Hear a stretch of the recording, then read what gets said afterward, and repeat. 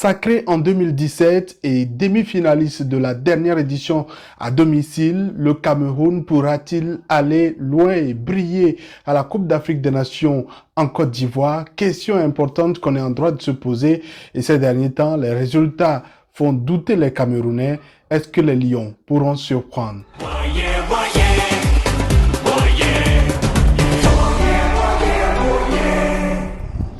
Salut à toi, bienvenue sur ma chaîne, moi c'est Jacques, ici j'analyse l'actualité sportive africaine. Si tu ne l'as pas encore fait, abonne-toi à ma chaîne, active la cloche de notification pour qu'on puisse continuer par être nombreux par ici. Le Cameroun est à la croisée des chemins, très attendu, les Lions indomptables sont dans un groupe qu'on estime être le groupe de la mort parce que il y a le champion en titre, le Sénégal, qui figure bien sûr parmi les grands favoris de cette compétition et qui est donc dans ce groupe. Et puis le Syli national de Guinée qui a dans son effectif des joueurs de qualité qui peuvent permettre à ce pays de pouvoir espérer aller plus loin. Sans oublier l'un des petits poussés mais qui risque de faire peur, qui fait peur déjà depuis la dernière Coupe d'Afrique des Nations, la Gambie. Voilà un peu ce qu'il en est. Alors, dans une poule aussi serrée, aussi incertaine, est-ce que les Lions du Cameroun ont leur chance dans cette Coupe d'Afrique des Nations? Alors, il faut se dire quelque chose déjà dès la base, c'est que le Cameroun est un grand habitué de la Coupe d'Afrique des Nations et pour la plupart, au moins, ils ne sortent pas de la phase dès la phase de poule. Bon, en tout cas sur les dernières éditions. Ils réussissent quand même à faire leur parcours. En 2017, ils ont réussi à remporter cette Coupe d'Afrique des Nations. En 2019, ils sont sortis dès les huitièmes de finale.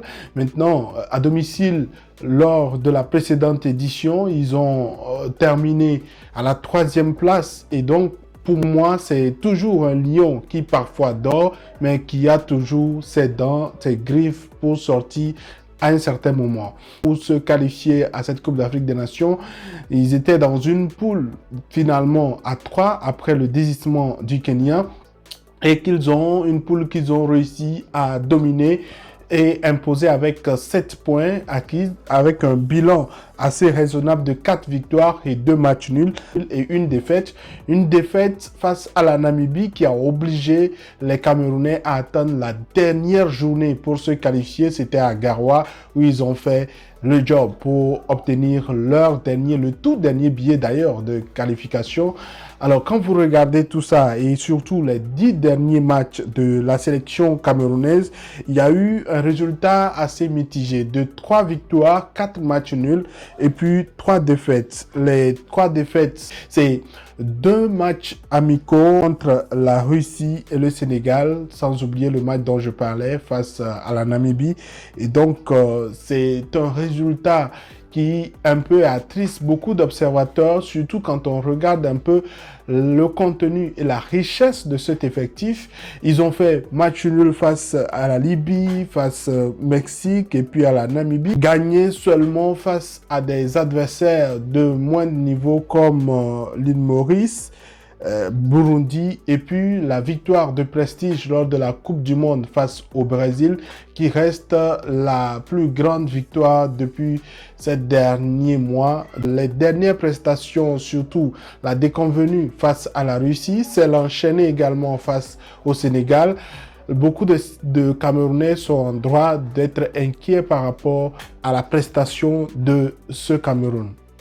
Moi, j'estime qu'ils ont la capacité de se qualifier pour la suite de la compétition parce que c'est une poule avec des joueurs qui sont habitués, même si pour certains, il y a des inquiétudes, des incertitudes, de manque de compétition avec la réalité de Vincent Aboubakar qui a été éjecté de Besiktas il y a quelques jours, la blessure qui forcément va entraîner le forfait de Bryan Mbeumo qui normalement est le meilleur joueur camerounais depuis ces derniers mois, l'incertitude de la participation d'André Onana qui a peur également de perdre sa place de titulaire à Manchester United.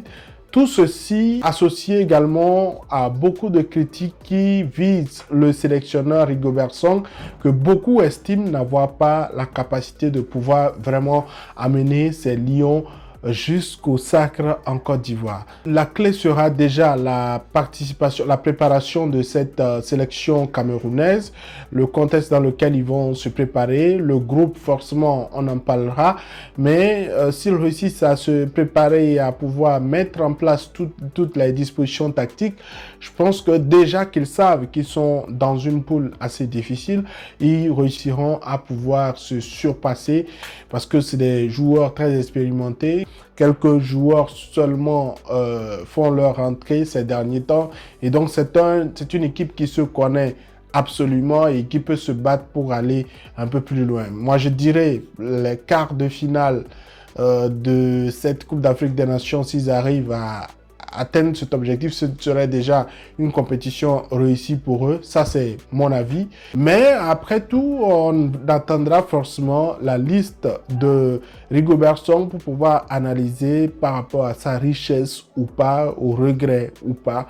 Il ne faut pas enterrer les lions indomptables parce que même à domicile, ils avaient l'impression d'être en difficulté, mais finalement, ils sont montés sur le podium. Il y a une sensation assez particulière qui sera au niveau de cette Coupe d'Afrique des Nations en Côte d'Ivoire.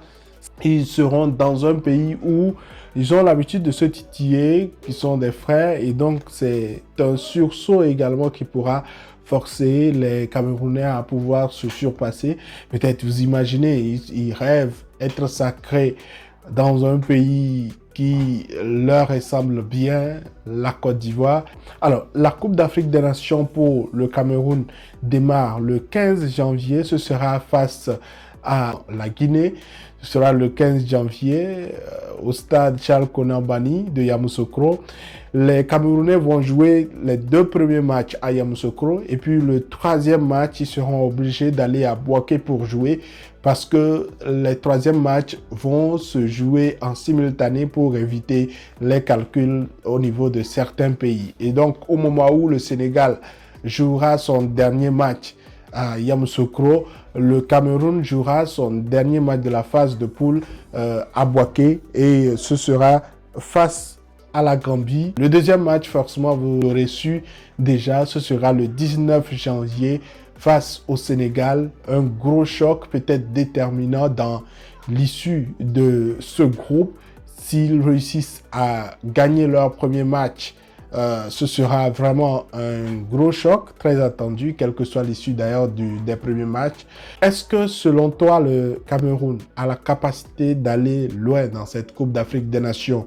Et jusqu'à quel niveau? J'attends ton commentaire. Si tu ne l'as pas encore fait, abonne-toi à ma chaîne, active la cloche de notification pour qu'on puisse aborder prochainement un tout autre pays.